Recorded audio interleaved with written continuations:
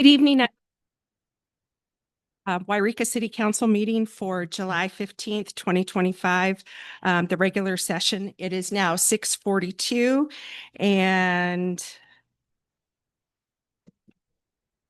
Mr. Jarrett, would you lead us in the Pledge of Allegiance? Thank you.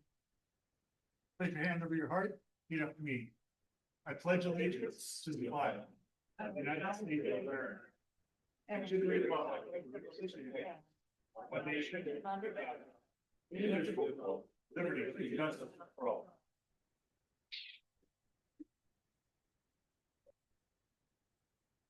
Thank you. Just as a bit of housekeeping, I'm just asking everybody to please silence their cell phones. And for those of us who have microphones in front of us, please be sure to speak into your microphone so that everybody can hear us. In addition to that, the City Council met in closed session this evening from 6 o'clock to 6:34 with no reportable action taken. And so will the clerk please take the roll? Good evening, Yreka City Council. I'm going to go ahead and take roll. Drake Davis, are you present? Aye, I'm here. Paul McCoy, Aye. Corey Middleton, Present. James Clare, Here. Colleen Baker. Present. Thank you. Thank you. Next on the agenda is the actual approval of the agenda. Do we have any changes that we'd like to make to the agenda order at this time? None. So we'll go on with our agenda. We have no presentations this evening. So next up is public comment. Public participation is welcome and invited at all city council meetings. This time is set aside for residents to address the city council on matters listed on the consent agenda, as well as other items not included on the regular agenda. If your comments concern an item noted on the regular agenda, please address the council when that item is open for public comment. The city requests that persons addressing the city council refrain from making personal, slanderous, profane, or disruptive remarks. Please speak into the microphone from the podium, and the podium adjusts electronically up and down to accommodate the speaker. Please address the council as a whole. Please state your name for the record prior to providing your comments. And if you have documents to present, please provide a minimum of 7 copies, and these become public record. Please limit your remarks to 5 minutes. And the public comment period is not intended to be a question and answer period or conversations with council or city staff. Do we have any public comments this evening? Please come down to the podium.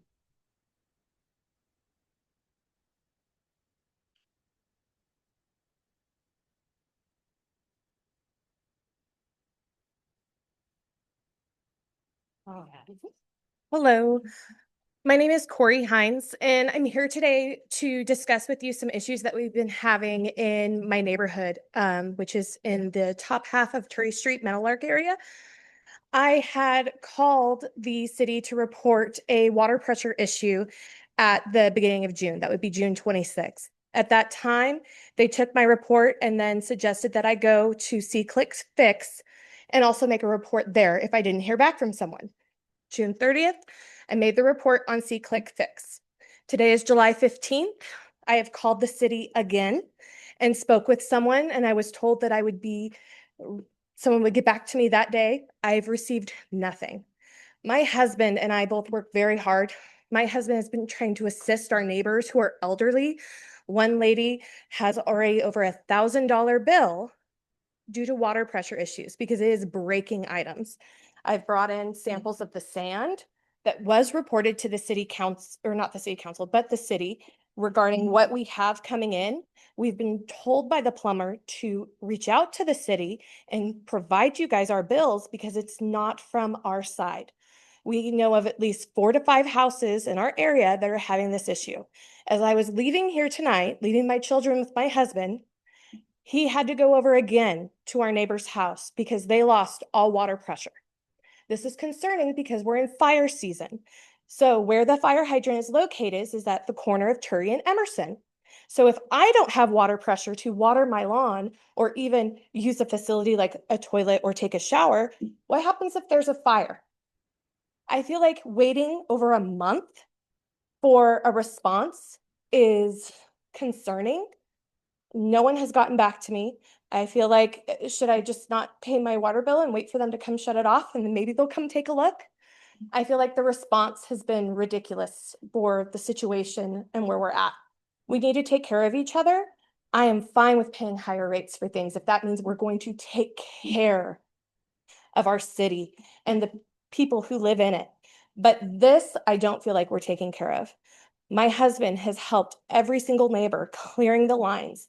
After he had the plumber show him, what tool do I need? He's gone over, he's helped our neighbors. This is continuing to happen. We have reported it to the city that it's continuing. No one has reached out to us. So I'm now coming and making it public. I was hoping that we would not have to do that. But at this point, I don't know what else to do. We're not receiving any response, not from Public Works, not from the city itself or any of the constituents there. So I'm letting you know here today and publicly, we have an issue, I have a concern, and maybe something will happen. Thank you.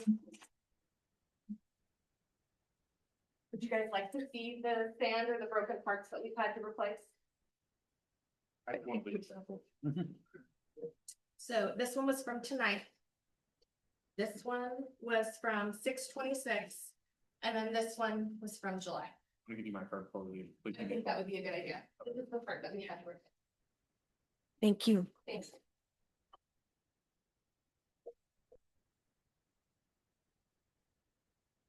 Good evening, Jan Osborne, Yreka. I have 3 items that I want to bring to your attention. The first one I'm going to call Love Where You Live.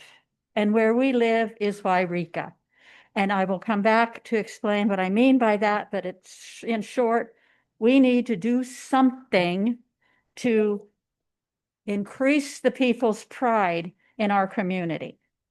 The second thing has to do with Municipal Code 9.24.010, which has to do with the curfew for minors under 18. And the third item has to do with, you guessed it, dogs, okay? Love where you live. When you love something or someone, you take care of it. You want the very best for it. I have been reading all kinds of negative comments and hearing them from people that I talk with about what an awful place Yreka has become. It concerns me. So I am suggesting that we have some kind of a community project that I'm calling Love Where You Live, just to deal with litter. Love where you live. Please do not litter. And better yet, don't litter in the first place. The curfew. There's a lot of graffiti around Yreka, a lot of broken windows, a lot of broken doors on buildings. I don't know that it's all done by minors, the juveniles, but I do know that juveniles are out well after the curfew time of 11 p.m. A friend reported that on her street at 12:15 one night this weekend, her dog started barking. She woke up, she looked out the window, and the dog was at the fence by the front of the property. She went out and she saw a group of teenagers, all dressed in black with black backpacks on, and they were antagonizing the dog. They shouldn't have been there in the first place. I think we need to get more strict with the kids and the parents on this. No second chance. If you're out after 11 o'clock, your parents get notified. Dog problem. Saturday, I came home from a walk at Greenhorn Park. It was about 8:30 in the morning. The young man who does my yard work, as soon as I got out of my car in the garage, he walked in and pointed, "This dog's been following me around since you left." It was a black dog. If you look at the YPD Facebook page, you'll see that dog. His picture was there because he was wandering on North Street. I called YPD and asked for officers to come and get the dog.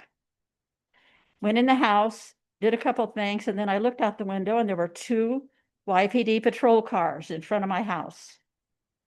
Out another window, I saw that there was a police officer standing there with the young man that does my yard work. So I went out and the police officer said to me, "Jan, what can we do for you today?"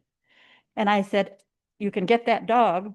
By that time, the dog was up the street near my neighbor's house.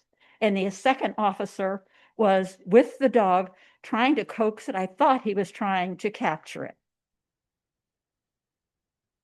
The police officer on my driveway said, "We can't do that. The shelter is full. We have no place to take the dog." And I said, "Well, what do we do?" And he says, "Well, I've already got dogs. I can't take any more dogs." So the solution was the dog kept wandering. The police left and a dog, and you know how hot it's been. Dog is out wandering, panting, and it's just an awful kind of thing that we have here. We need to get a community service officer that's also an animal control or vice versa. I asked the police officer about an animal control, and he says, "Well, the problem is if we get an animal control officer, we lose a police officer." That's not acceptable. I don't know if it's true, but if it's true, it's not acceptable. We need more police officers and at least 1 animal control officer, I believe. To recap, please consider, love where you live. And somehow, either through education, through the city council newsletter or whatever, the city newsletter, encourage people to get behind. Your time is up. Thank you. Thank you.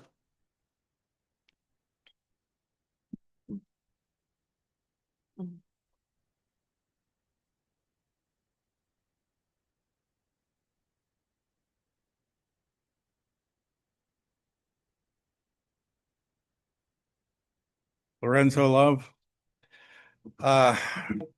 There's always money to hire new people for City Hall. But there's never enough money to hire a dog catcher, an animal control officer. If you can't afford an animal control officer, maybe you should get rid of one of the people in City Hall. You know, we need boots on the street, not asses in seats.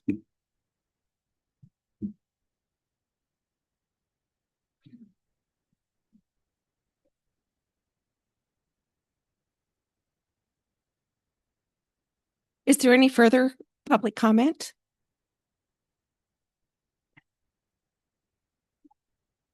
Okay, so we'll move on to item 9, which is the consent agenda. And all matters listed under the consent agenda are considered routine and non-controversial and will be enacted by one motion unless any member of the council wishes to remove an item for discussion. Item A is approval ratification of payments issued from June 8th, 2025 through June 5th, 2025. B, cash balances, budget to actual and fiscal performance reports for April 2025. C, approval of the minutes of the regular meeting held on June 17th, 2025. D, adoption of resolution 2025-25 of the City Council of the City of Yreka approving the destruction of certain city records identified by the Finance Director. E, adoption of resolution 2025-26 of the City Council of the City of Yreka authorizing the city manager to enter into a written agreement to accept grant funds from the California Fire Foundation if awarded for purchase of communications equipment, which are handheld radios. And the requested action is to approve the consent agenda as presented. What are the wishes of the council? Council Middleton, I'll make the motion to adopt the consent agenda as presented. I'll second that motion.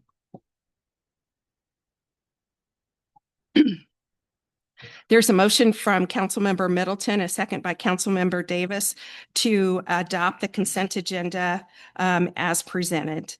All those in favor, please signify by saying yes. Yes. Yes. Yes. Opposed? No. Motion passes unanimously. Next on the agenda are our public hearings.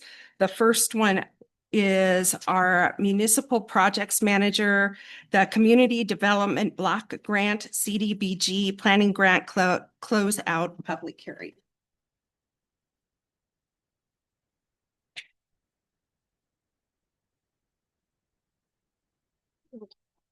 And this public hearing is for the purpose of discussion and possible action. We're conducting a public hearing regarding Community Development Block Grant, CDBG grant for the City of Yreka Fire Station Development Planning Project, and adopt resolution 2025-27 approving the planning documents. The city's municipal project manager will now present the staff report for the public hearing. Evening, Madam Mayor, members of council, Cindy Lynch, Municipal Projects Manager. As the mayor said, we're closing out the planning grant for the CDBG new fire station planning project. The State Department of Housing and Community Development administers the CDBG program, which authorizes the use of state funds to assist low and moderate income persons, households, and communities. Forgive me, I'm going to be doing a lot of just reading so that we can make sure we have everything in the record that's required. So since February of 2020, the city of Yreka has applied for and received a total of $4,750,000 in CDBG grants, and the fire station development planning works complete, and the grant contract with HCD can be closed out. In order to close out a CDBG grant contract with HCD, the city is required to conduct a public hearing for each grant project to solicit input regarding expenditures and accomplishments of the funding received under the contract, and then to submit the required closeout documents to HCD. And the planning grant closeout also requires the council resolution accepting the grant deliverable documents. There will be further details about this project read into the record during the public hearing. And the public hearing notice and planning grant documents were linked below in the agenda online. The full documents are over 2,000 pages, so we didn't print anything out, obviously. The public hearing notice and the planning grant documents are in the link. The resolution was attached. And at present, if anyone has any questions, I'm here before we start the public hearing. Are there any questions? Thank you. So this is a formal public hearing. The state has specific requirements for this public hearing. So I'm going to be reading some information which may sound familiar to everybody, but it's state requirements. So I'll now introduce the public hearing for the city CDBG project grant to be closed out. The purpose of this public hearing will be to update residents on the activities and accomplishments of the planning project listed on the agenda item. The public hearing notice was published in both the Reading Record Searchlight and the Siskiyou Daily News on July 2nd, 2025. The notice was also posted at the city's website, events calendar, and on the City Hall bulletin board on July 2nd, 2025. The council meeting agenda was posted in accordance with the Brown Act. Since February 2020, the City of Yreka has applied for several CDBG grants and has received a total of $4,750,000 in grants for 5 projects. The city has also expended $633,000 in accumulated CDBG program income from a longstanding CDBG loan program administered by the city. Program income totaling over $35,000 per year can only be expended on CDBG projects or programs. Otherwise, it must be returned to the state. So now I would like to formally open the CDBG public hearing regarding the Yreka new fire station development planning project, and the city municipal projects manager will present the project update. Thank you, Madam Mayor. The item for discussion is CDBG agreement number 21-CDBG-PL-30004 for the City of Yreka Fire Station Development Planning Project. In March 2021, the city held a public meeting soliciting potential CDBG project applications, and one request was for planning funds to develop a project to build a new fire station. The city applied for and was awarded a $250,000 CDBG planning grant with Adams Ashby Incorporated as a consultant to assist with the necessary planning work. And the city also procured the consulting firm of Nichols, Milberg, and Rosetto Incorporated, or NMR, for architectural and engineering services throughout the project. The CDBG planning project was completed in June of 2025. To summarize the accomplishments, CDBG planning grants provided a start to the development of a construction project for a new fire station to replace the city's current 90-year-old fire station. The new fire station, once constructed, is expected to serve the city of Yreka and provide mutual aid to other fire departments in Siskiyou County. It's projected to benefit an estimated 4,540 low to moderate income Yreka residents, as well as about 1,045 persons under 65 with disabilities, according to census data, who would all benefit from the usual services of a modern municipal fire station. Now, the grant activities that were funded, one category was the activity budget for planning. That was $232,500. It was expended on, first, the completion of a facility study, which included construction estimate and a financing plan to outline multiple avenues of construction funding. Second was site comparison and selection process for the city to begin acquisition of the new fire station site. And third was a preliminary architecture, design, and engineering to begin the development of the new construction project. And finally, it was the beginning of the environmental process based on the selected site and preliminary engineering. The environmental beginning was the Phase 1 ESA, or environmental site assessment, and a limited Phase 2 ESA sampling work. The other category for the grant was the general administration budget, which was $17,500 spent on general administration activities for the project and the grant, which means the full $250,000 in awarded funding was used for the project. No funds are to be disencumbered. Madam Mayor, that's complete if council has questions. Any of the council members have questions? No. Thank you. So at this time, I'd like to open the public hearing for public comment. Anyone with questions, comments, or suggestions, please identify yourself by name before you speak, and the city clerk will include your name in the minutes. Do I have anybody wishing to speak on this issue?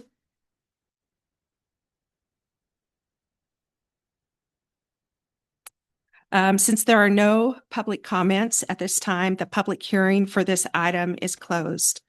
And the closeout of this CDBG planning grant requires council adoption of Resolution 2025-26 to document the acceptance of the grant deliverables, which are the Yreka New Fire Station Architectural Report, facility study, including financial plan, preliminary environmental review reports, and preliminary site plans.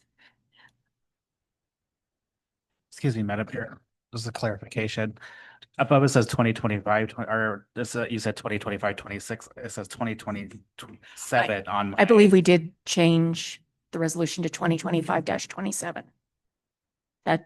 Is that what's in your agenda It packet? reflects on the agenda, but I think. Is it typo? It says 26 in some of the notes because those probably didn't get changed. Okay. Yeah, Perhaps the city it does could reflect. verify which number it is. It does reflect adopts a resolution 2025-27 on our agenda, but you did say 2025-26. I just want to make sure it's right. This is correct. 25-27 is Okay. correct. It is 2025-27. Thank you. Madam Mayor, as Councilman McCoy, I'd like to move that we adopt the resolution 2025-27 of the City Council of the City of Yreka approving planning grant documents. Council Middleton, I will second the motion. So we have As I motion. understand it, as I understand it, we open up for public comment again, Oh. just to ensure that no one has anything to say. Okay. And Okay. then- For the correction. Oh, I'm sorry. Great. So I will open up again for public comment, and anyone with questions, comments, or suggestion, again, please identify yourself by name when you speak, and your name will be included in the minutes. There are no public comments, so the public comment period is closed. And we do have a motion on the floor by Councilmember McCoy, seconded by Councilmember Middleton, to adopt. I have to find it here.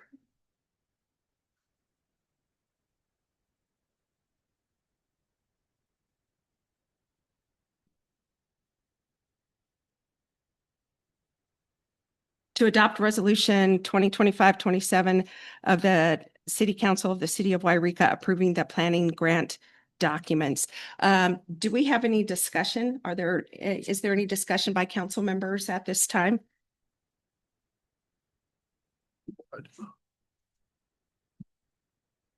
Thank you. So at this time, I would request that the clerk would take a roll call vote, please. All those in favor of adopting resolution 2025-27 of the City Council of the City of Yreka approving planning grant documents, please let me know. Councilmember Davis, Yes. Councilmember McCoy, Aye. Councilmember Middleton, Councilmember Claire, Yes. Councilmember Baker. Yes. The motion passes.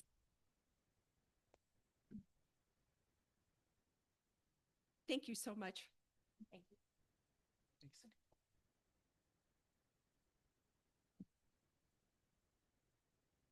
Okay, the next public hearing that we have this evening is the planning manager, and it's the City of Yreka Community Development Block Grant CDBG Subsistence Payment Program application. Good evening, Madam Mayor, members of the council. This is Alia Roca Lezra, your planning manager. I'm a little sick tonight, so I'm sorry about my voice. So at the June 3rd regular city council meeting, the Yreka City Council directed the city manager to enter into a subrecipient agreement between the city of Yreka and Great Northern Services to prepare an application for the 2025 Community Development Block Grant Subsistence Payment Program. If you'll remember, those payments would help residents cover rent payments, mortgage payments, utility payments, etc. So the California Department of Housing and Community Development requires that the city holds at a minimum one public hearing and one public meeting before a CDBG application is submitted. This meeting is an opportunity to educate and inform local residents about the project, to provide a forum for resident input, and to identify any community development needs. So we had one public hearing today at the Yreka Community Resource Center. We had a turnout of 8 residents. We talked about some of Great Northern Services' existing programs, such as weatherization and food programs, and there was generally support of a subsistence program through CDBG and a CDBG application. So tonight is a second opportunity for the community to provide input for what they would like to see in a grant application for the subsistence payment program. And in addition to allowing for questions and comments from council members. So we have Brandy Caparasso here tonight from Great Northern Services. And Brandy, I believe you're going to go through the public hearing handout.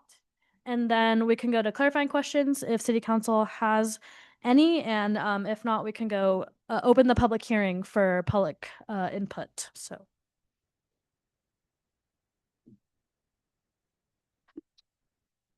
I'm Brandy Caparasso, Community Development Manager for Great Northern Services. And as part of the public meeting, sort of what we did with the closeout, we have to do pretty much somewhat the same thing. I'm a little bit more in depth for the application process. So the CDBG Notice of Funding Availability, or the NOFA, is expected to be released in the summer of 2025. And so this is the public's opportunity to make comment on what projects or programs they would like Yreka to apply for. The following, what I'm going to be reading is regarding the availability of funding, and the application information is actually all from the draft of the Housing Community Development State of California 2025-2029 Federal Consolidated Plan. The final requirements for submitting the 2025 CDBG application will be published in the 2025 CDBG NOFA. The reason we're doing this a little bit ahead of time, it's quite a project trying to get public meetings and public hearings going and get everybody's input on that when the application period is open. So this is just kind of speeding it along. And then when the application is open, then we really start going full steam ahead, and we'll come back with a resolution to get that approved when the application opens and we get that document format. Funding and applications, the state annual allocations expected to be approximately $34 million. This is what it was last year. This is HUD funding, and it's through the California Department of Housing and Community Development. And so that's state fund. It's not state funding, but it's HUD funding coming through the state. And then the activities that can be undertaken are acquisition. So either the city or a nonprofit through the city can acquire buildings or property. It can do administration or planning. So you just finished a planning grant. It can provide economic development, housing, which is generally most jurisdictions in Siskiyou County use it for housing rehabilitation. It can also be for public improvements or public building improvements or public services. And this is an application for public services. The applications will be scored on a competitive basis.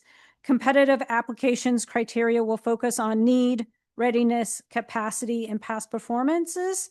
Grantees who have not been awarded a grant recently will be prioritized.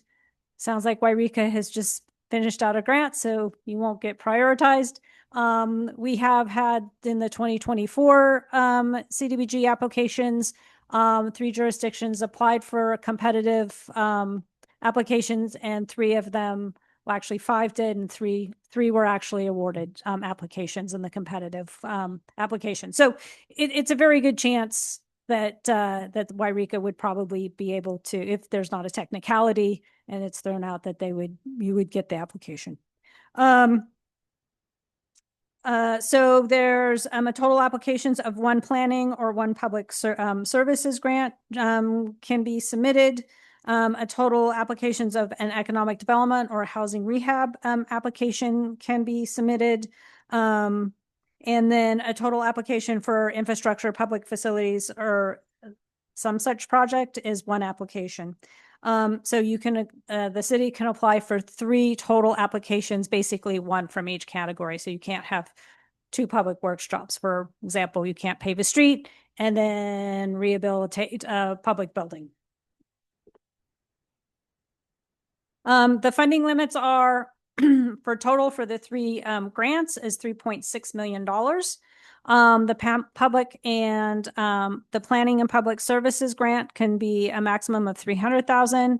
The project application limit for public works jobs is $3.3 million. And then program applications, which are economic development or housing rehabilitation, is $1.5 million. The application acceptance that will be outlined in the NOFA is expected to be 60 days. So the NOFA will drop. The jurisdiction will have 60 days to review the NOFA, and then it'll be open for 60 days to submit that application. And since it's not first come, first served this time, you have that full 60 days to submit the application. The city expects to submit an application for subsistence payment program. The payments can cover, as Alia said, up to 3 consecutive months of assistance for households to help with rent, mortgage, utilities, or other such supports. Depends upon how you guys want to set up, how the staff wants to set up the guidelines. And those guidelines, of course, will come to City Council for approval. The payments will be made directly to the vendor. Payments do not go to the household. The this can't duplicate other assistance. So if they're getting light heap assistance or they're getting another type of assistance from, say, St. Vincent de Paul, we can't also give assistance. We can assist the next month if we're not getting that assistance, but they can't double dip. And this is going to low to moderate income households. Those amounts are on the back for 2025. And of course, that is updated once a year, and that's at the 80% limit. So it's the yellow box is how much they'll be able to, that income level. We're estimating the budget is going to be $300,000. There won't be any displacement of people. We're trying to keep them in their house with this program. As Alia said, we're the subrecipient, and we're going to be assisting with submitting the grant application. And if the grant funds are awarded, we'll assist the city in developing the guidelines. We'll pretty much do all of the front end work. We'll do the outreach, accepting the applications, reviewing the applications, approving the applications, and making sure that the clients are actually eligible. We did this for the CV programs when Mount Shasta was the lead agency on that.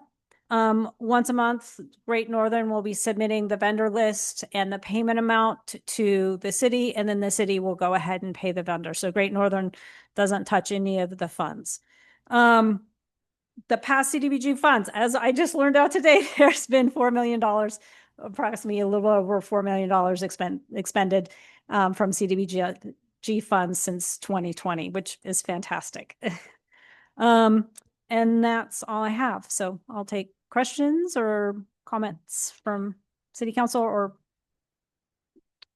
Thank you. Are there any questions from the City Council members? Okay. So at this time, I need to open the public hearing for public comment. And anybody wishing to make public comment, please come up to the podium and state your name for the record. It will be entered into the official minutes of the meeting. So I will now open it to public comment.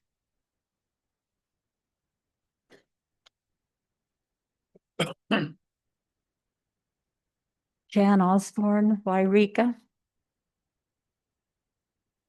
Basically, I am opposed to grants, especially when I see that this grant money would go for rent support, mortgage payments, and utilities.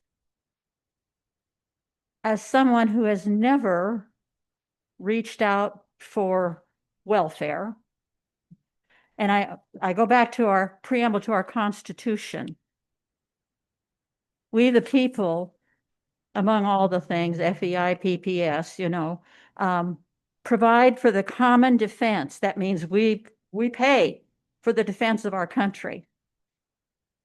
Promote the general welfare. That doesn't mean provide it. That means to help it, to stay out of the way so people can take care of themselves. That's what it means to me. And I really object to government money, which I contribute to, and you all do too, being given to people who I don't know. I mean, have they been living within their means? What's happened? Why are they going to be given rental assistance, mortgage payments, and paying their utility bills? It doesn't make sense to me, and it seems extremely unfair to the taxpayer.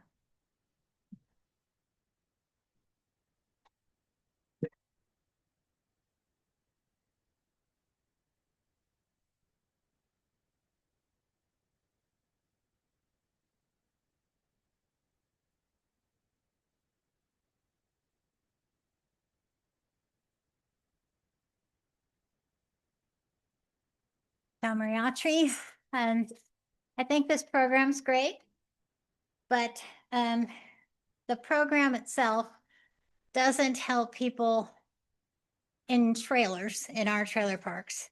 People who work, people who pay taxes, people who pay rent, but they cannot afford to buy an air conditioner.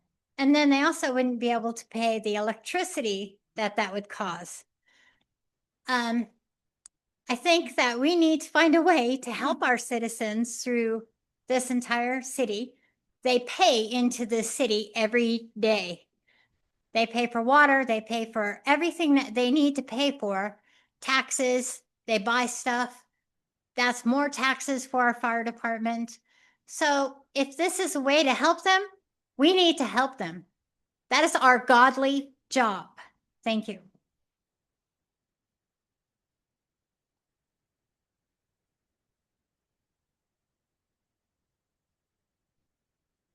Is there any other public comment?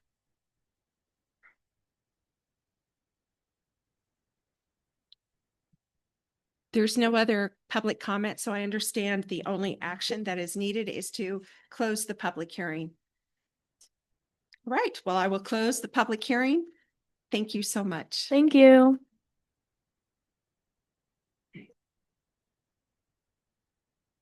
We'll move on to city business, item 11. And this is our assistant city manager. And this is discussion possible action of code enforcement settlement agreement for 1409 Nugget Way, Yreka. Assessors parcel number 062-091-270-000. Good Thank evening. you.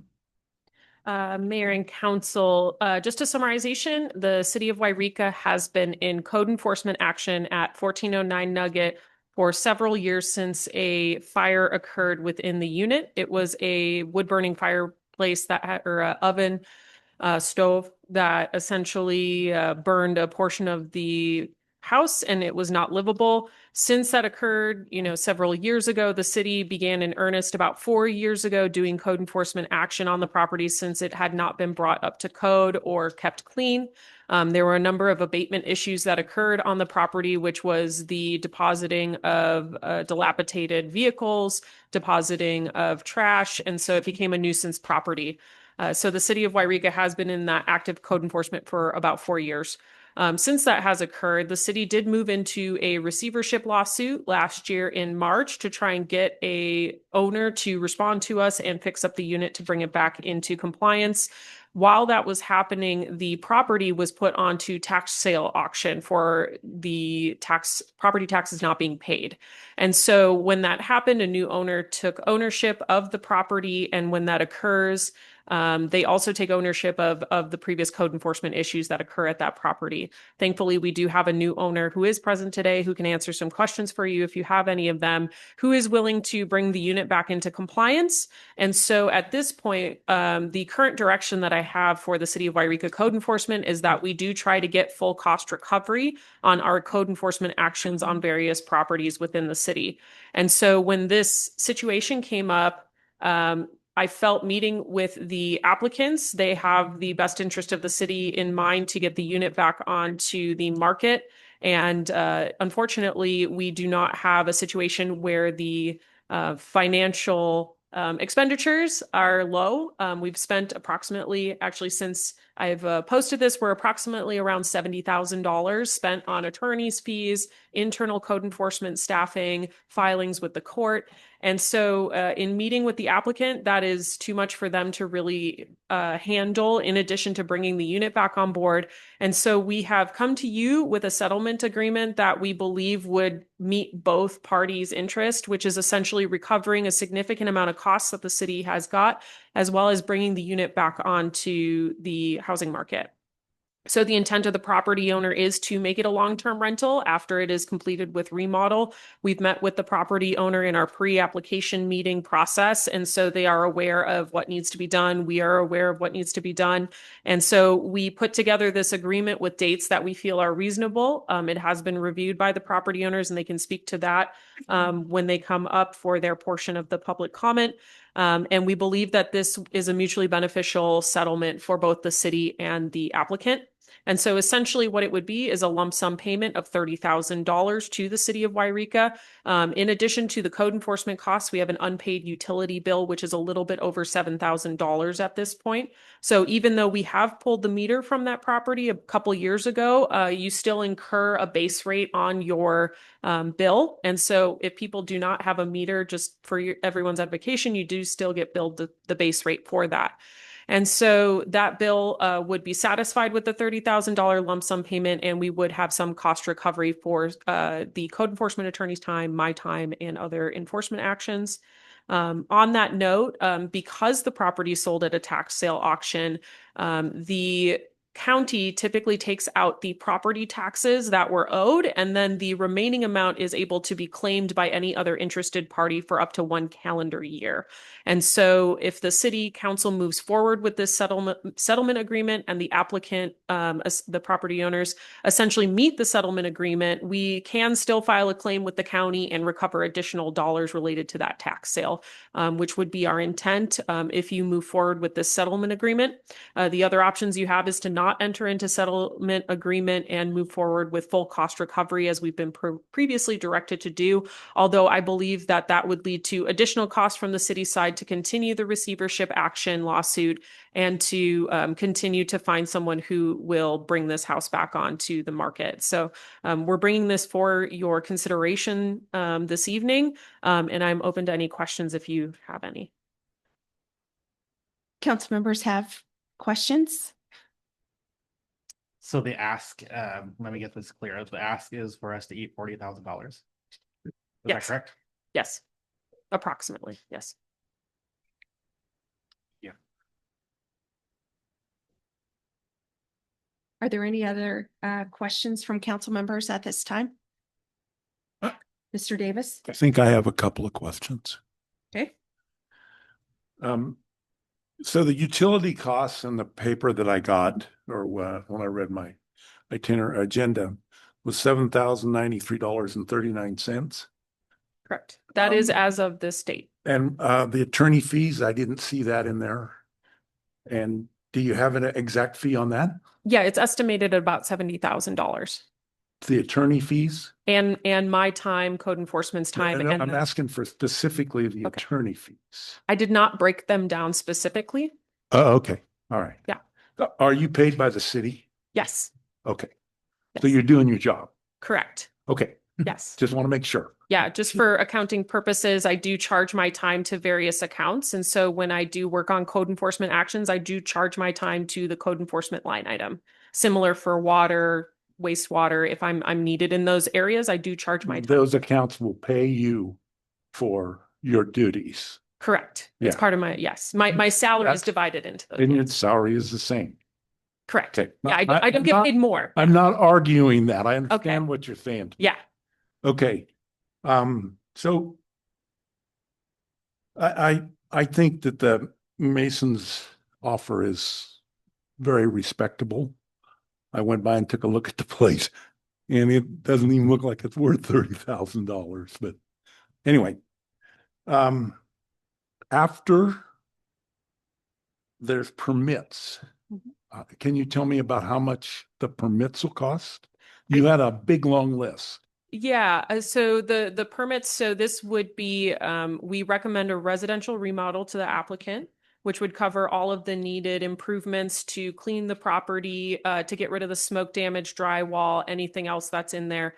My understanding from information from the applicant that an electrician has reviewed the structure and there's no electrical issues, which is good, and no structural issues. So we shouldn't need any engineering plans or licensed professional plans for the work that's going to be done. The building permit application is based off of valuation of work. And so until we get that value, I can't give an estimation on what the plan check fees would be. And then the issuance fee, I don't have off the top of my head, because again, that is based off of what type of work that they're all going to be doing. Again, they share with us in pre-application, but it's not necessarily what we get on an application. So it's hard to estimate what that's going to be at this point. Okay. Would $40,000 be close? For a permit? Yeah. No, I think it would be less than that. Oh, it would be. Yeah. Well, that's good. Yeah. Yeah, so again, a residential remodel is not charged development impact fees. It's not charged a number of other city fees that new construction would be charged. Okay, that sounds good. Mayor Baker, if I may, I have a petition I'd like to hand out from the applicant as a supporting document for tonight. Okay, if you could hold on to that for just a second. Councilmember Claire, do you have a I question? have one more. I'm Oh. not done. Thank you. Oh, I'm sorry. That's perfectly okay. I read something else in there that seems to me like all these remodels and stuff were supposed to be done by the end of 2025, Correct. and it's supposed to be occupied. So we didn't hinge it on occupancy. It's the final occupancy inspection. And so essentially what we did is I talked to the property owners and got an understanding for what they thought was reasonable. And then I talked to our building official and got his intake on what would be reasonable. And I added about a month to that.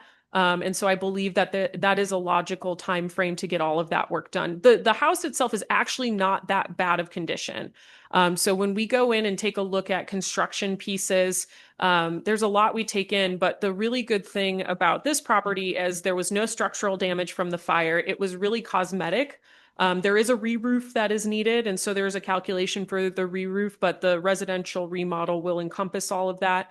Essentially, the worst thing that you have to deal with is smoke damage, which is essentially replacing all of the drywall and doing that. So it's a surprisingly minor project for how poor conditioned the property was. Ms. Casey, I would think that maybe a year would be more appropriate than 6 months, because this is almost August. Mhm. And that, I mean, again, it is your settlement agreement. If when you get to discussion, you want to give them more time, you are welcome to do that. You can motion to amend the settlement to have that. We feel that the 6 months is reasonable just based off of consultation with the property owners and our building official. And so that's why we brought that recommendation. But you can change it. I'd like to do that, Okay. but I don't quite exactly know how to add, to make Could it. we enter into discussion after public comment? Yes, We will take a look at your okay, thank you. I at appreciate your that, desire Ms. to Baker. change. That was it. I thought it was kind of quick. That's a lot of work, and thank you. Thank you, Mr. Davis. Mr. Claire? So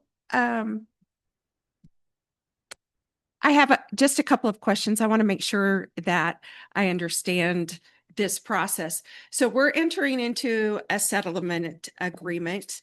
If this house didn't sell, what would happen to it? So what would have happened is if there wasn't a tax sale auction, we would have continued with the receivership action that we started last March in 2024. And so receivership action essentially is our code enforcement attorney going to the courts and asking them to assign a new property owner for a temporary amount of time to fix the unit, get it back onto the market, and then sell it. And then any additional sales money on that would be brought back to the city. And so that is a much longer process. And so essentially, if you do not enter into a settlement agreement today, and I will let the property owner speak for themselves, but I believe that you would go back into that process. And essentially, it's expensive. And we don't know if we're going to get a eligible receiver, which is why it's taken so long to find one. And that just incurs more cost from the city. Additionally, one of the things we did do and why the cost is so high at $70,000 is that we had illegal dumping and the people were leaving broke down vehicles on the property that we did an abatement order with the courts and had someone come in and abate that for us. And so there is cost for garbage removal, vegetation management, the towing of that vehicle and the dismantling of it was on the city's dime. And so that is part of the cost recovery as well. And so most likely, and this is just general now, when you have a code enforcement property like this, where you have continued issues of people dumping on it, it will continue to attract that nuisance. And so the odds of you having having to go in and abate it again are high. Again, vegetation management is another one too. We went in and mowed the yard because we were concerned about wildfire issues, vegetation issues. And so in the most likely case, if you did not enter into an agreement tonight, we would continue to incur more cost. Thank you. And I want to make sure also that I understand that the settlement agreement with the new property owners is for $30,000, but the city would actually have the opportunity to go back to the county Correct. to request some funds as well. So the city is not at this point in time looking at, for a lack of better term, I'm just going to say the word loss. We're not looking at a loss of $40,000 off the top to recoup the entire $70,000. That would be your worst case scenario. So your worst case scenario, if you enter into the settle agreement, the property owners satisfy that agreement, you would be out 40,000 because they wouldn't have any monies available. That is your worst case scenario. Best case scenario, based off of the tax amount that was owed, you could theoretically reclaim about 53,000 odd dollars. Okay. Yeah. The tax sale auction amount was about $30,000, and I believe the taxes owed to the county was about $6,800. But again, we don't know if anyone else is going to be filing a claim towards that. Most likely not, because the previous owner died, and so the next of kin just never came to claim the house, which is also part of why this has taken a very long time, because we have to exhaust every measure to contact the legal owners before we go into receivership. It's one of the downfalls of code enforcement is that it is extremely expensive and it takes a very, very long time to get a conclusion like this, which is why, again, I understand the fiscal duty of the city council and I respect that. We can change the amount as you see fit. But I believe from the code enforcement attorney's perspective and my perspective, this is a very good deal for you in terms of the grand scheme of how these go for a lot of other properties. Thank you so much. So before I open it up for public comment, council members have any further questions? Okay, thank you. Clarification. So just to add to the question, it's going to be turned to the rental market and not the resale market, correct? That is my understanding from the property owners, but they are here today and could address that. Thank you. Thank you so much. And so at this time, I will open it up for public comment. And Mr. Elsnab, you had a document to present to us.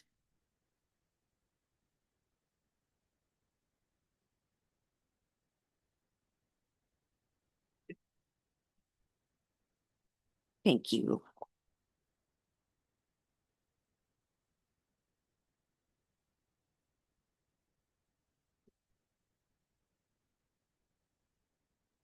So is there any public comment?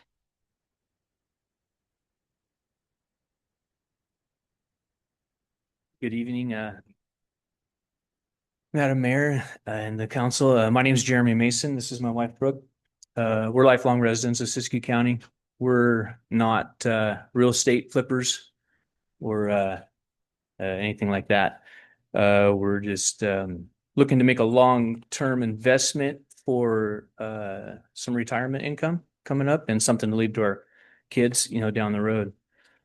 This is the first time we ever did a county tax auction, and that leads to me being in this situation of my ignorance of the amount that was owed on the property. Once the auction closed, we immediately went to work and removed 35 yards of garbage from the inside of a 900 square foot house, which was about this deep, which was pretty amazing. But then once we came in to get a building permit, and then came to the realization of this fee today. So we had to back off on work until we could get this resolved, because we're not financially able to do the whole amount by any means. And so yeah, we're just hoping that we can come to an agreement tonight, a compromise, and hopefully that would work to the best of everybody's interest. But yeah, we're ready I've been chomping at the bit to get started on that place and have some good ideas. And I think we can bring it back in. We can make a lot of progress. I did appreciate Mr. Davis's suggestion of the year. That would take a little bit of the pressure off, but we're definitely not going to be sitting on our haunches, because the quicker we get it fixed up, the quicker we can start, bringing some money back in. And it is, our plans are long-term rental. You'll see there's 35 signatures on that petition, which is virtually every person on the street that I could catch at home. And everybody was incredibly supportive. And then there was a couple people from neighboring streets that were in the neighborhood as well that were aware of the home. And we even had 2 different families that were excited at the thought of a rental becoming available for some of their family members that were living in their houses with them. And so, yeah, we're getting a lot of support from the people in the neighborhood. Everybody's pretty excited about seeing the place cleaned up. Yeah, they're kind of sick of looking at it. This is kind of the words we kept hearing from everybody. And yeah, if you have any questions for either of us, or if you have anything to add. Yeah, it was just nice. We were able to meet with the residents in the neighborhood, and it's a nice neighborhood, and they do have concerns. I mean, it has, if you haven't seen it, Drake has seen it, but it's particle boards on the, particle board on the windows, and, the garage door is missing, and, yeah, it's very overgrown. So they had some concerns about, feral cats are living, under the house and different things like that. So they're hoping that something can happen. And so, of course, obviously it's advantageous to us if we can have income coming in, but it's also advantageous for the neighborhood too, just for morale, for them to not have to just drive past it every day and look at it. And they're concerned about their real estate values as well. Kind of degrading the value of the homes around it just because of how it looks, because most of the homes there are very nicely kept, and yeah, they don't look like that. So, thank you. Thank you. I have a question for the Masons. Go ahead. Mr. and Mrs. Mason, what is your, when you've penciled out your timeline, what does your timeline tell you on remodeling this house? Well, when I was talking with Ms. Lekesny, she had thrown out, of getting it done by the end of the year. I was like, well, I can do my best and knuckle it down. I think I can get a lot of it done by that time period for sure. Potentially, if I run into, I don't totally know all the delays I might run into with permitting or something like that. From my research, it's seeming like the permitting is going to be pretty simple. It's not like we talked about, nothing structural, nothing major like that. We're not disturbing dirt or anything like that. We're just basically fixing drywall and mostly cosmetic issues. So do you have a timeline that have you penciled out a timeline of the schedule of what you're doing when you're doing things, ripping drywall, putting in drywall, fixing plumbing, floors, things like there's that? no plumbing that needs to be done. It's a slab, so there's no flooring that needs to be fixed. It's just drywall and paint. Some exterior siding is a little bit rotten in a few places I want to fix. We got to put in all new windows. The windows, most of them are broken and they're just old. We need to get a new garage door installed. And then the fire department cut a couple holes in the roof to let the smoke out. But they didn't cut the trusses. They just cut the sheeting. I mean, I think I can get it done in 6 months, but I would love to have a little bit of the pressure off to just on things but I definitely want to get it closed in, get the roof fixed before weather starts hitting, things like that. But I'm going to be doing it mostly myself. But you haven't penciled out a timeline yet. Okay. I think that'd be important for you to do, is to pencil a timeline out, see what you need to do, and what needs to do, be first, second, third, and fourth. And that, I think, will help you with your timeline. Well, I appreciate that input. Yeah. Thank you for that. Okay. Thank you.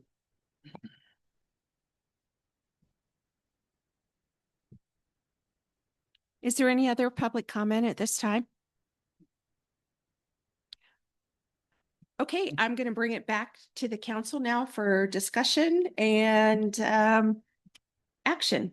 So, Mr. McCoy, any comments? I'd like to see if anybody else has comments. Mr.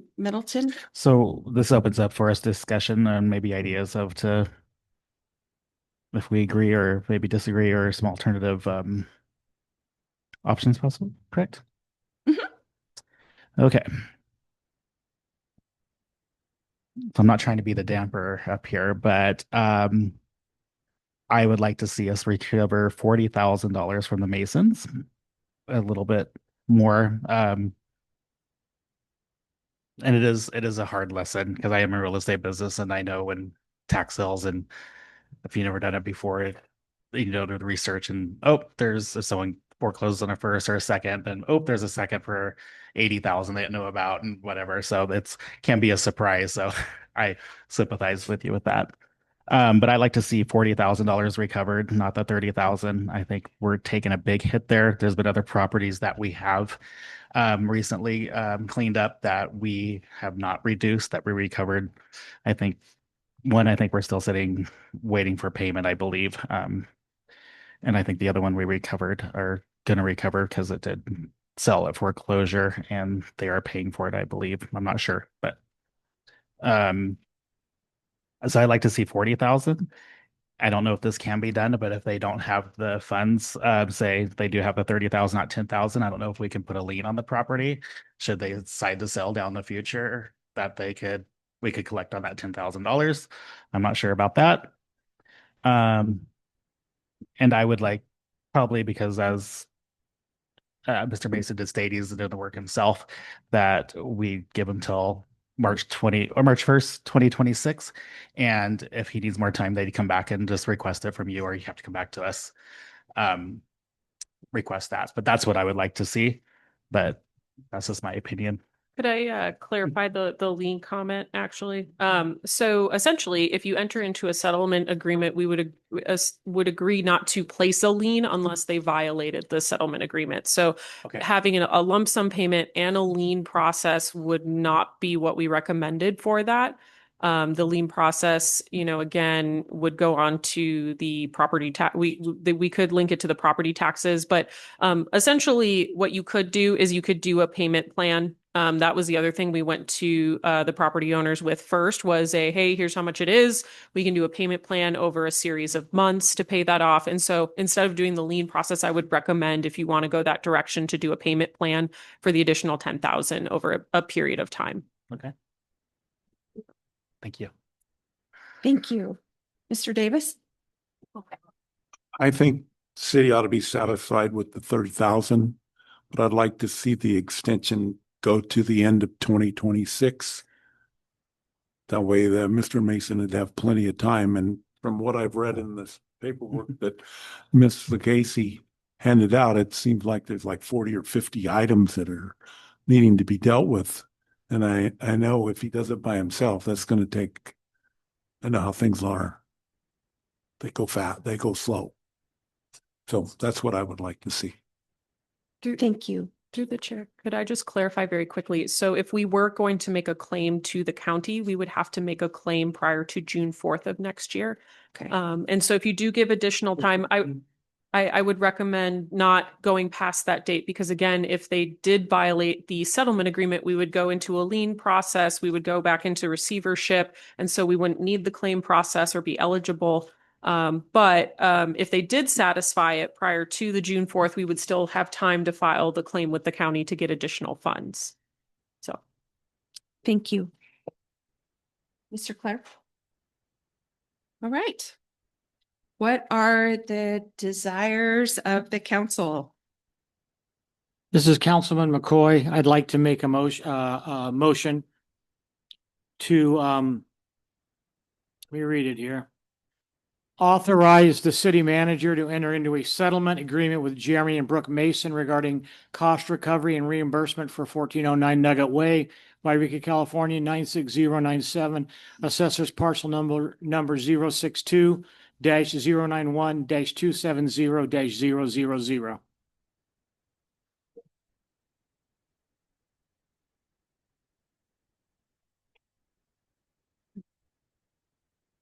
We wanted to add the extension of time in with this.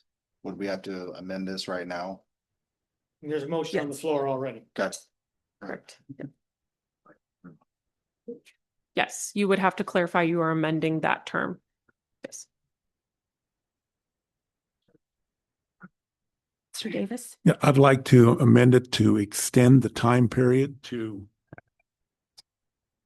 first of June, is that? My understanding is there's a motion on the floor that we need to act on. Is that correct? And then if we want to talk about amendment, then we come back. The motion dies, then we come back and we go ahead and discuss it.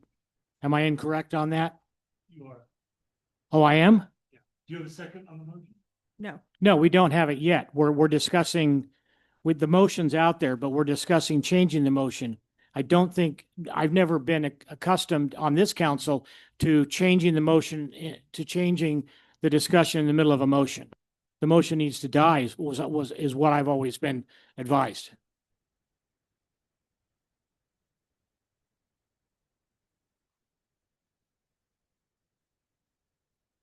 So it'd be appropriate to get a second to see if your motion is even valid, or if it's dead. At that point, the amendment to the motion or a substitute motion could be appropriate. Thank you. So we currently have a motion on the floor to authorize the city manager to enter into a settlement agreement with the Masons regarding cost recovery and reimbursement for 1409 Nugget Way, Yreka. Do I have a second to that motion? There's no second, so the motion dies. So I will entertain a subsequent motion.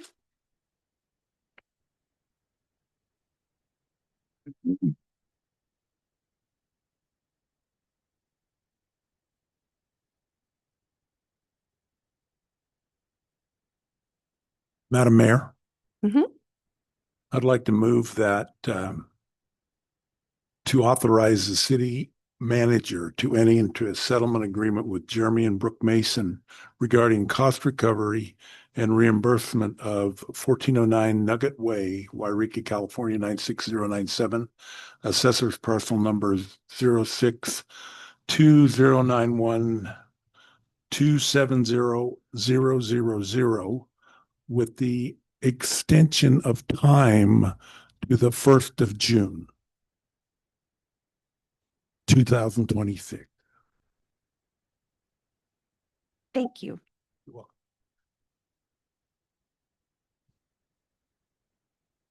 I'll second the motion.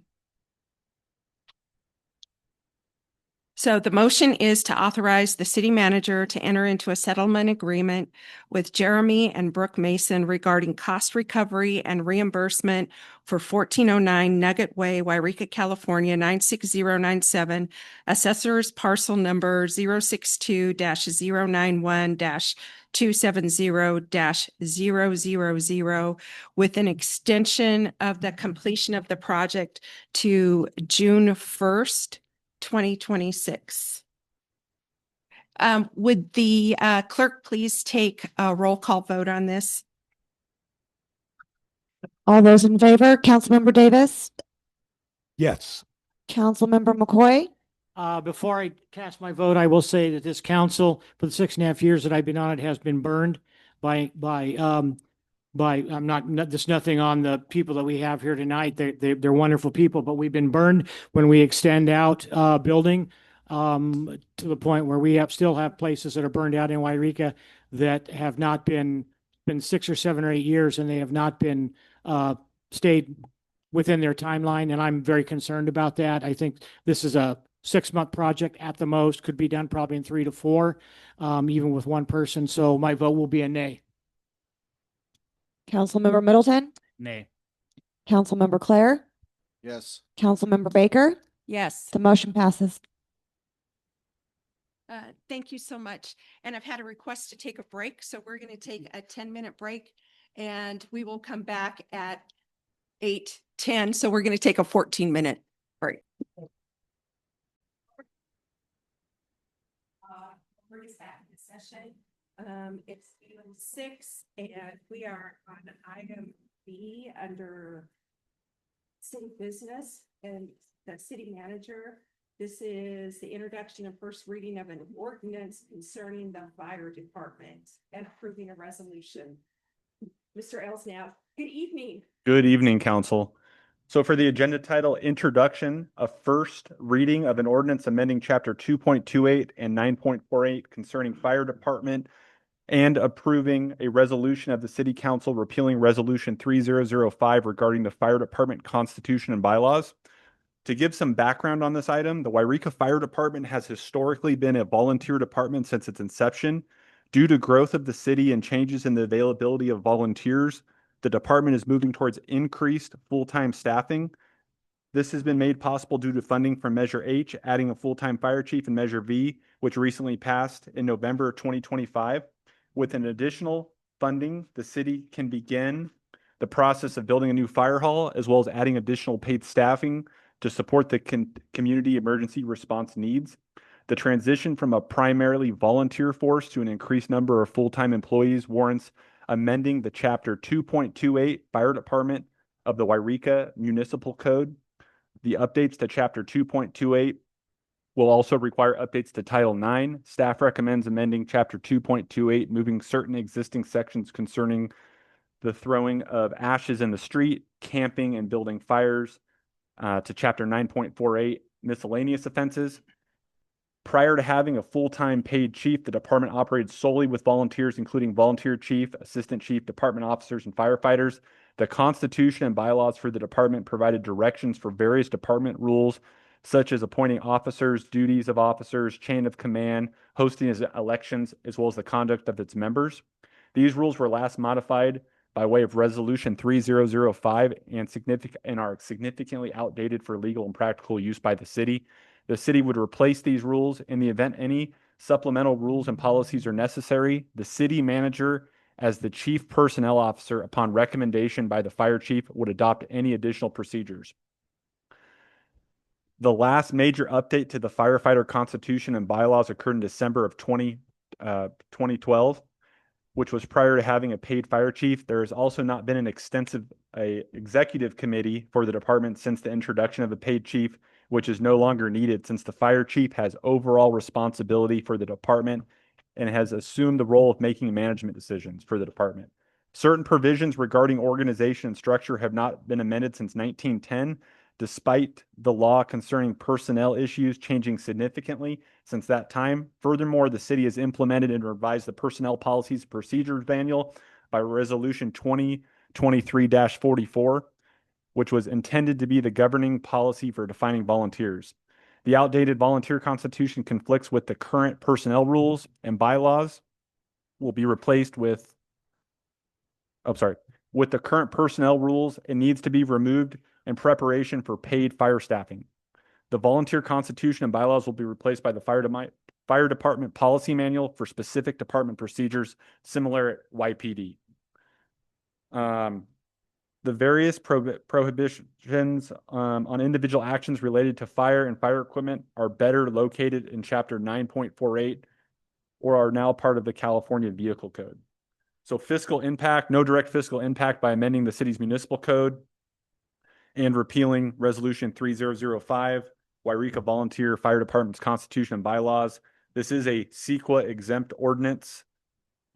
And the recommended action, staff recommends council waive full readings of ordinance and introduce the proposed ordinance attachment 1, amending Chapter 2.28 Fire Department and adding Chapter 9.48.180 and 9.48.190 to Chapter 9.48 Miscellaneous Offenses.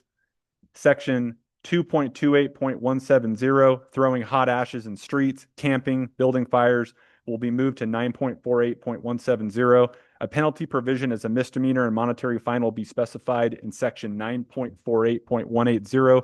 The ordinance would be passed as subsequent regular city council meeting after second reading. The ordinance will become effective 30 days thereafter. Staff further recommends the council adopt this proposed resolution repealing City Council Resolution 3005, Yreka Volunteer Fire Department Constitution and bylaws. Thank you so much. Do the council members have any questions for Mr. Elsnab? Right, I will open it up for public comment at this time. There's no public comment, so I'll bring it back to the council. What are the wishes of the council? This is Councilman McCoy. I'd like to recommend, let's see, let me look here and see. I'd like to recommend that we adopt the introduction of a proposed ordinance of the City Council of the City of Yreka, amending chapters 2.28 Fire Department and 9.48.10 and 9.48.180 and 9.48190 miscellaneous offenses. Number two, adopt a resolution of the City Council of the City of Yreka repealing City Council Resolution 3005, Yreka Volunteer Fire Department and Constitution bylaws. Number three, finding ordinance exempt from CEQA. And number four, directing staff to take all actions required for adoption of proposed ordinance and resolution. In addition, I'd like to thank Mr. Jared, and I'd like to thank Mr. Elsnab for working on this and getting it done in a timely fashion. Gentlemen, thank you. I second. So we have a motion on the floor and a second. And will the clerk please read the title of the ordinance into the record?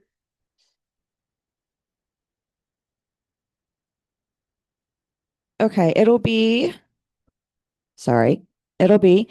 an ordinance of the City Council of the City of Yreka, California, amending Chapter 2.28 of the Yreka Municipal Code entitled Fire Department and Chapter 9.48 Miscellaneous Offenses and finding the ordinance exempt from CEQA.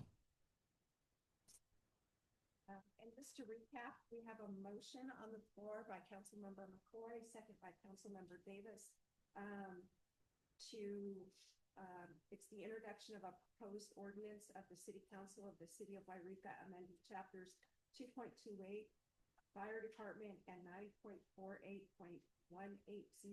and 9.48.190 miscellaneous offenses. Further, to adopt a resolution of the City Council of the City of Yreka repealing City Council Resolution 3005, Yreka Volunteer Fire Department and Constitution bylaws. And three, finding that the ordinance is exempt from CEQA. And four, directing staff to take all actions required for adoption of the proposed ordinance and resolution. Will the clerk please take a roll call vote? All those in favor, please signify by letting me know. Councilmember Davis? Yes. Councilmember McCoy? Aye. Councilmember Middleton? Councilmember Claire? Yes. Councilmember Baker? Yes. The motion passes. Thank you so much. Thank you. Thank you, Council. So up for item C, which is introduction and first reading of an ordinance amending Yreka Municipal Code, Chapter 2.54, City Property Trespassing, consideration of urgency ordinance amending Yreka Municipal Code, Chapter 2.54, City Property Trespassing, and determination that the ordinance is not subject to CEQA pursuant to CEQA guidelines, Section 15061B3 and 15378. Mr. Elsnab.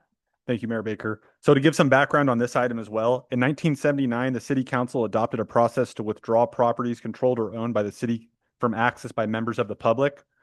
That process requires that whenever staff identifies that an area under the control of the city, such as public building or portion of a public lot requiring maintenance or remediation, would need to come before the City Council to adopt a resolution for withdrawal from public use. The 45-year-old process does not allow for the speed with which contemporary municipal services require to address modern threats to the public health, safety, and welfare.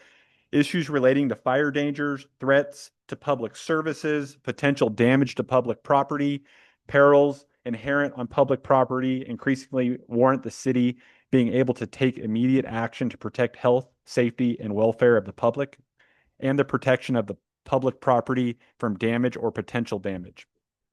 The risk of fire posed at certain properties owned or controlled by the city requires that when the fire chief identifies potential fire threat, that the city be able to exclude persons from such area without formal action by the City Council. Similarly, in this event, that the Director of Public Works identifies a threat to the public patronizing the community facilities, examples, algae bloom, downed trees, vectors, or a threat to public resources based on public use, erosion, pollution activities. The need arises for immediate actions to be taken by staff to restrict the use of public areas to address the threat. Such issues warrant staff being able to take immediate action to control and use the access of the city-owned controlled property through a variety of measures besides withdrawal of such places by council action. This includes existing public access as well as restriction on types of duration of use through exclusions of access and use by orders of staff. The city's police powers, as granted broadly under Article 11, Section 7 of the California Constitution, the City Council has the authority to enact and enforce ordinances and regulations for the public peace, health, and welfare of the city and its residents. The City Council is vested with the authority to control access of city-owned or controlled property and may delegate such power to staff. Given the immediate threats posed by potential for wildfires and other degradation to the city property through overuse, this proposed ordinance is presented as an urgency ordinance pursuant to Government Code Section 36934, 36 and 36937 in order to take effect immediately.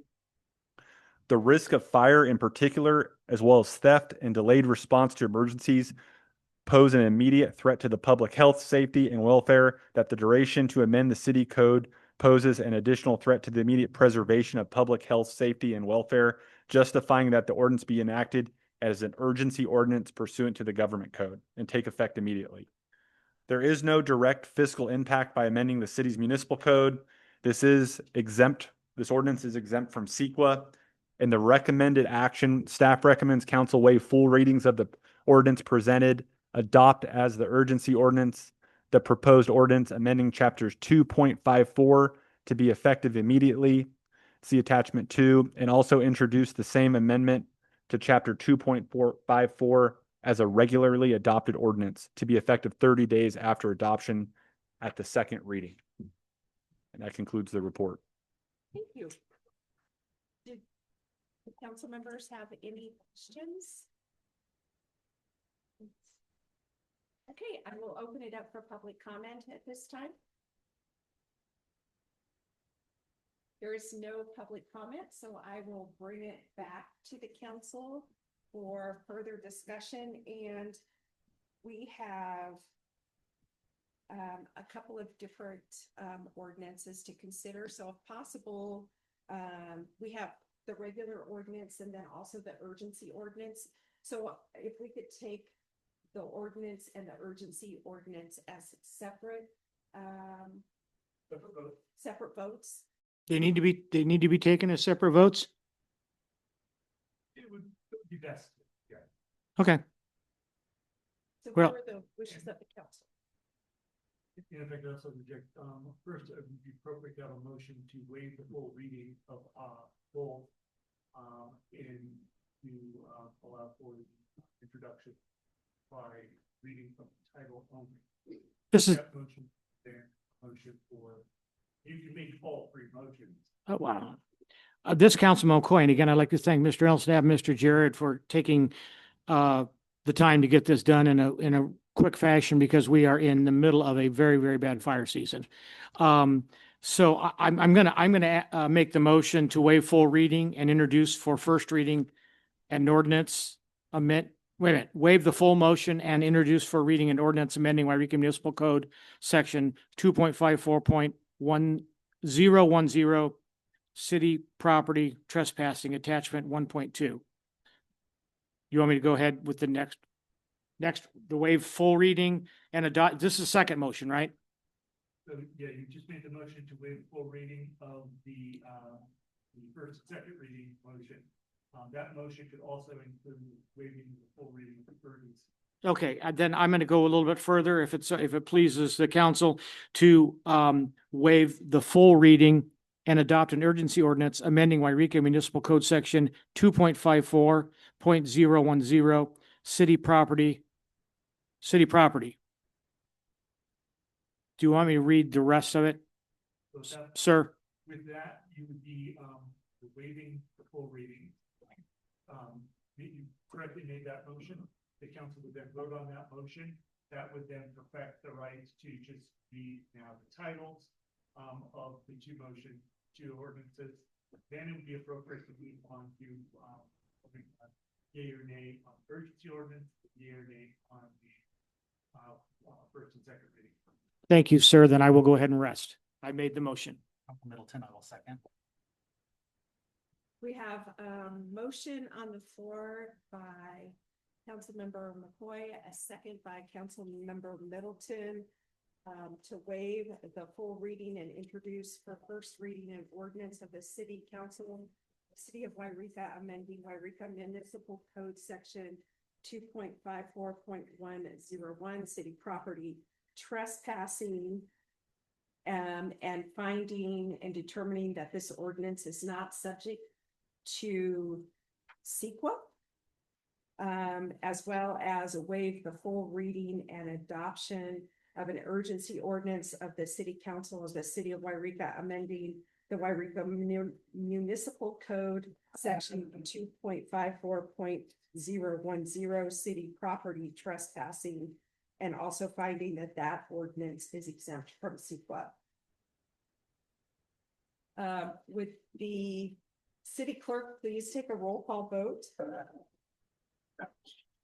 All those in favor, please signify by saying aye. Councilmember Davis, Aye. Councilmember McCoy, Aye. Councilmember Middleton, Councilmember Claire, Councilmember Baker. Yes. The motion passes. Thank you.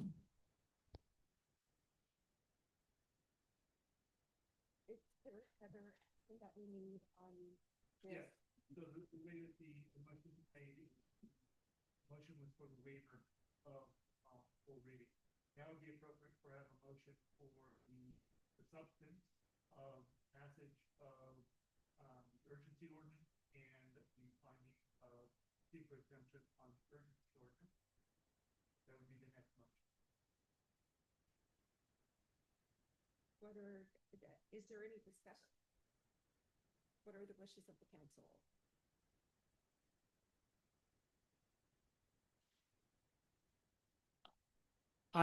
Go ahead. Did you want to say anything? Sure. Good. Still moved.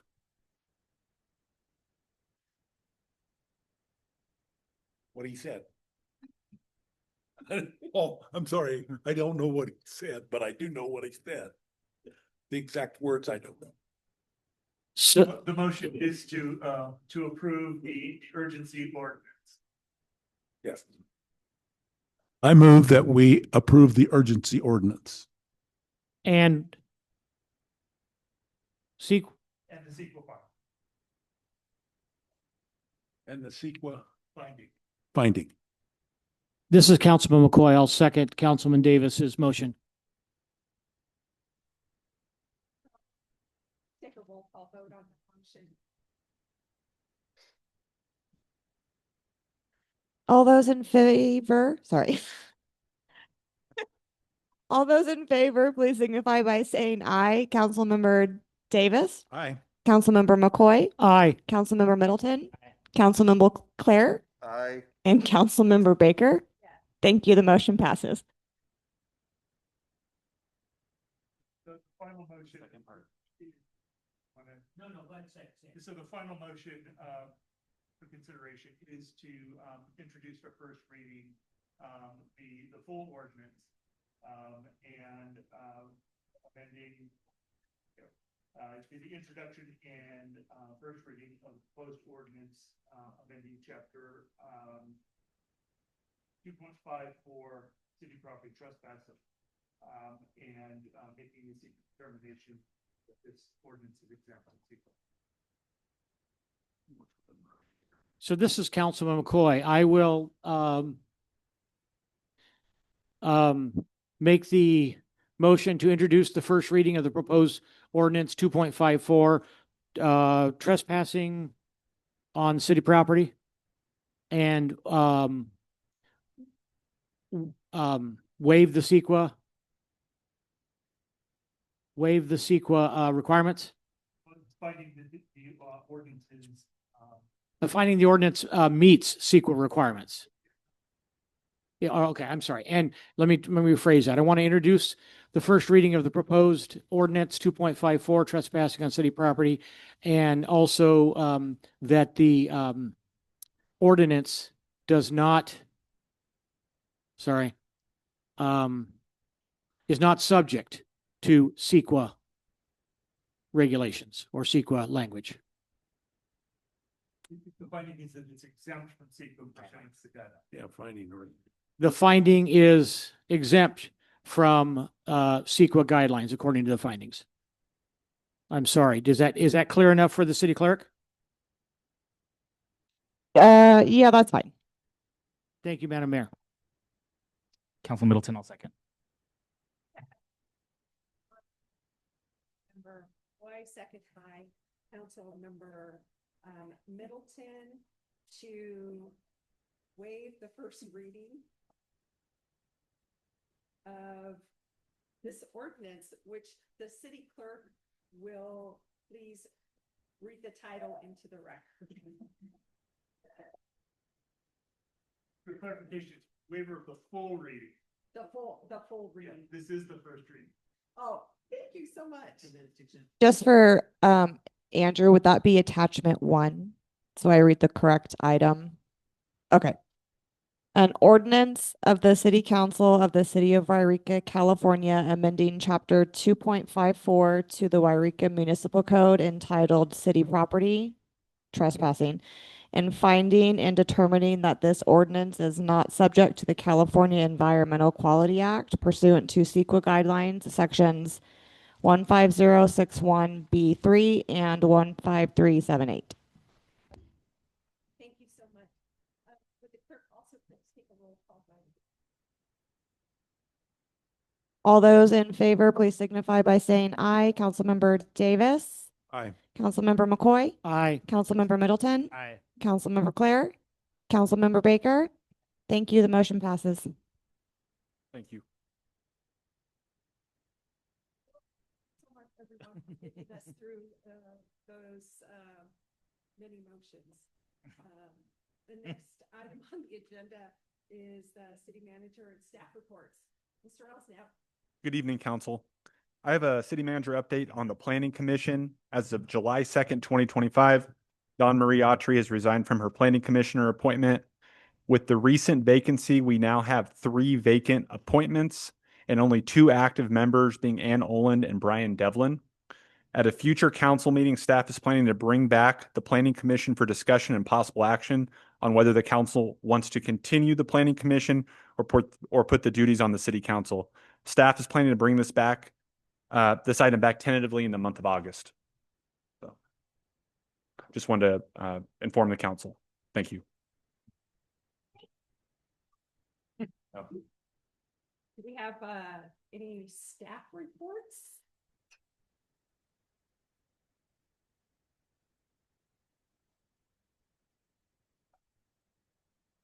Good evening, Madam Mayor, members of the council. This is Jerry Lemus, City Fire Chief. So I just wanted to give you an update on what's been going on with the fire department since the last time I was up here talking to you folks. Still, obviously the number one call we've been responding to is medical aids. We're 180 plus at this point this year so far. The biggest one that stands out as far as call volume is the vegetation fires. I had 12 written on here, and then while we were here starting the meeting, we had popped another fire in another jurisdiction, which our folks responded to. So it's been going good. Everybody's been working really hard. Just like everyone else, they're dealing with the heat, trying to stay hydrated. In fact, we just picked up a pallet of water that was donated from Crystal Geyser and Weed today, so we're set for a while. We responded to a structure fire on July 5th on Yama Street. Some of you probably were aware of that. No injuries. Everyone got out. And fortunately, there was substantial damage, but I believe it's probably repairable at some point in the future.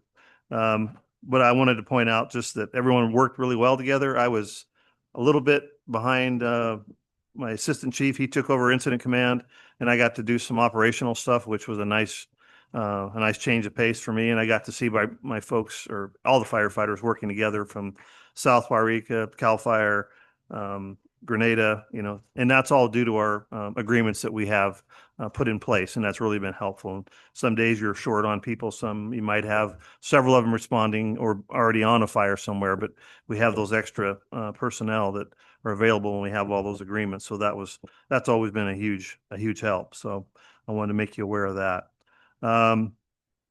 Based on the prompt from Councilmember McCoy, I did speak with the manager at Oak Ridge Mobile Home Park, and I found some things that needed to be improved on. And I'm gonna have to work with the hospital staff, getting them to fix some of the issues that are going on there under construction in case they had to use the emergency evacuation route.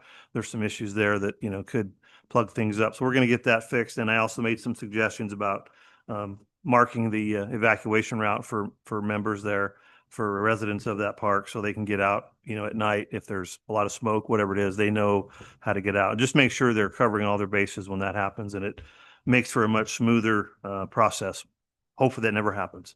They've done a lot of vegetation management in that area, so I feel a lot better about being able to defend that park.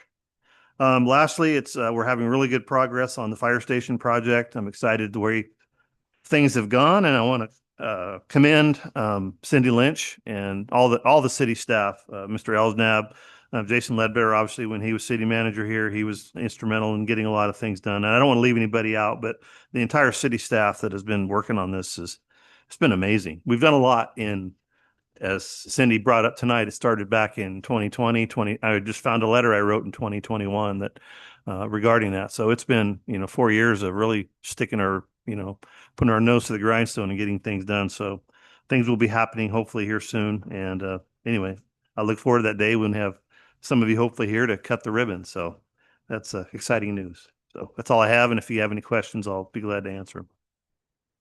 Anybody have any questions for Chief Lemus? Thank you so much. Thank you.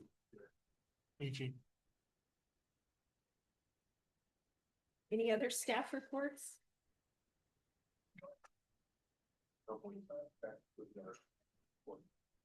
Okay, thank you. So item 13, mayor and council member reports, statements and requests. I will start to my far left this evening with Mr. Davis.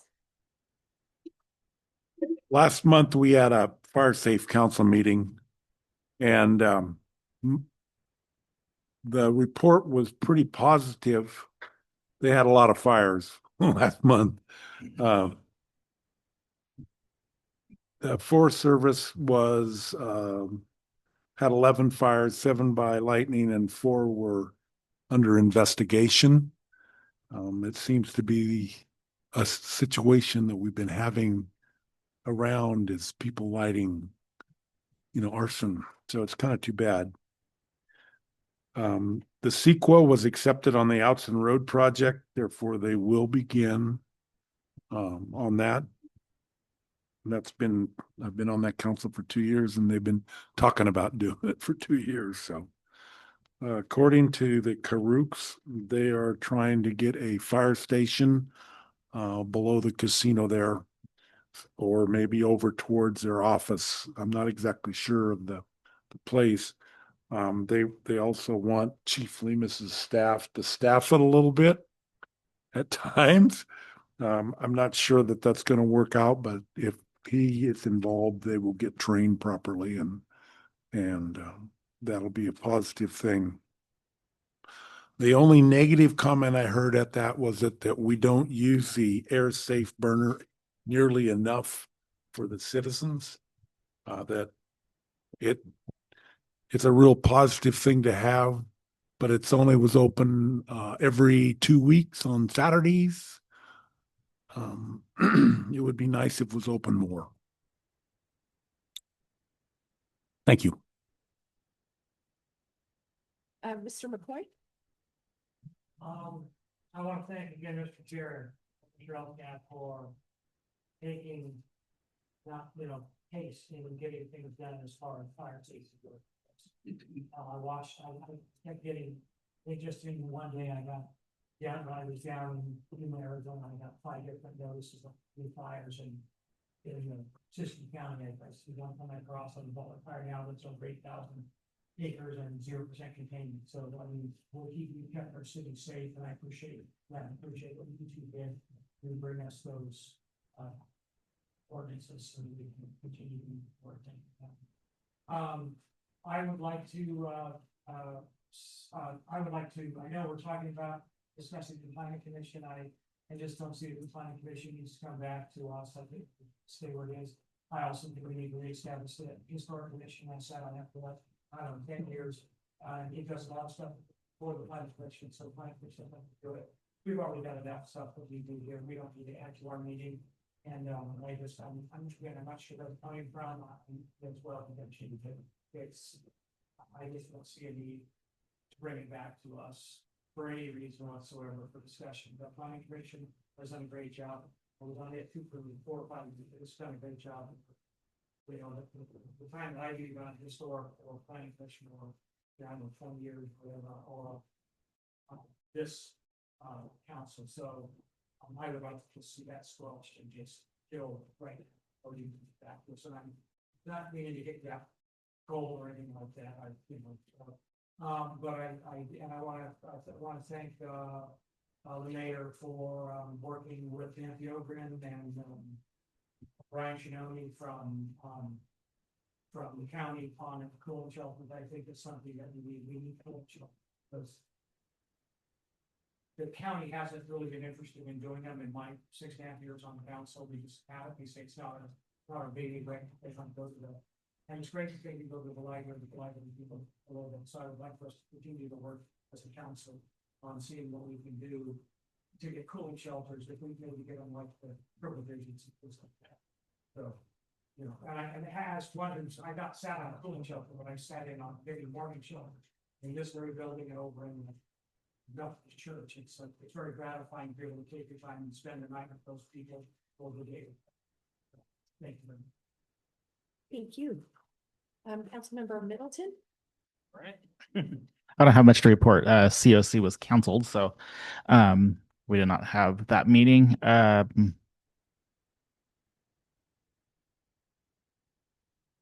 look forward to the discussion, bringing the idea of not having the planning commission any longer. We've struggled with having a full body for a long time. Lack of interest. They have only met, I think, 3 times in a year, 2 times at best. So I don't think it's a overwhelming need for it at this time, and we could always bring it back. So I look forward to the discussion.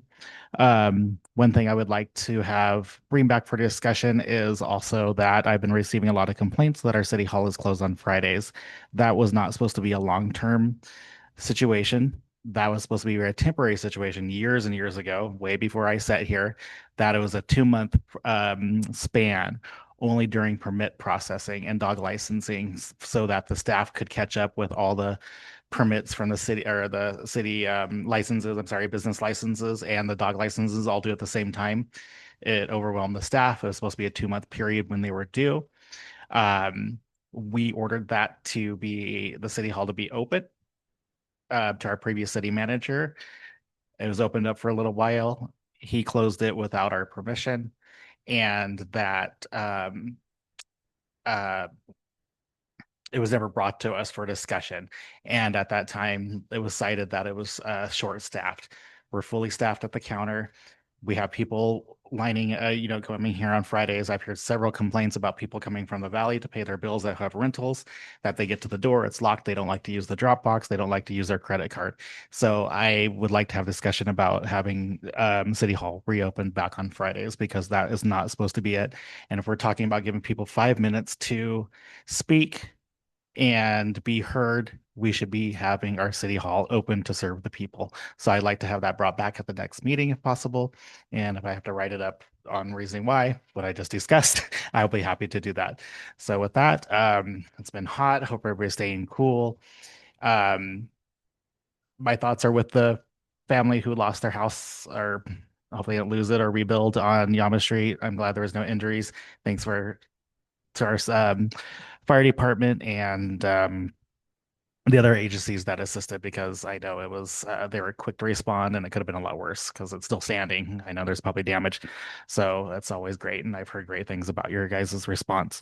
I've also heard a lot of compliments about YPD and their response, and I know they've been busy and it's hot out there, and but I've heard nothing but professionalism and the response time that they've been out there busy. So thank you to your department chief as well. With that, I will end the night. And with that, I shouldn't say end my talking for the night. Thank you.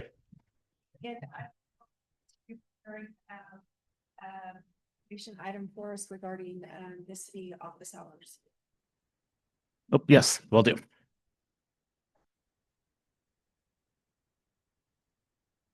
All right.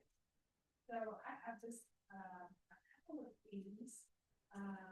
First of all, to write down on 2.6, I was invited to this meeting and had the honor of introducing Mr. Elspeth to the group. And I attended the Volvo meeting in Dunsmere on July 9th. It was a great get together. And I'm always so impressed with everything that our cities are doing for this county. So I would really encourage you guys, if it's possible, to go to some of those little meetings. If you're, this county overall is a happy place. Our cities are busy, really positive things. And it's good. And let me see. I'm continuing to hold an office hour on Fridays here. That's going really well, and I'm encouraged any other city council members that have do that. Maybe consider doing that, because it has been really positively accepted. And I know that we all spend time in statements and times in different locations, but I have really enjoyed having people down here chatting with you. So that's been going really well. Concerts in the park. We have concerts this Friday. We have the farmers market on the Friday afternoons in Myers Creek Park as well. I have been doing some research on healing centers, and then meeting with Mr. Elsnap tomorrow, and we'll be coming back at some with some recommendations. I have a copy of the county's roadmap for farming food shelters. If anybody would like to give that to read, that county has also updated their actual policy with regard to this document as well. So I would encourage you guys, there's a lot of that to this roadmap. Additionally, I would just like to remind the council that we do have a personnel hearing scheduled on August 27th, 28th, and it's imperative that as many of us as possible to prepare for that 2-day hearing. So if you're not able to attend both days of that hearing, you can please let Mr. Elsnap know as soon as possible. And finally, I just have one request this evening. The street sign on the corner of Minor and Broadway has been gifted. I had some years that was in the town, and they got lost in the downtown area. So I thought it was cute. Mr. Elsnap did that sign Friday. So that's what I have this evening. I'd like to thank everybody for attending this evening, as well as part of the whole thing. And with that, I will adjourn the meeting at 1:05.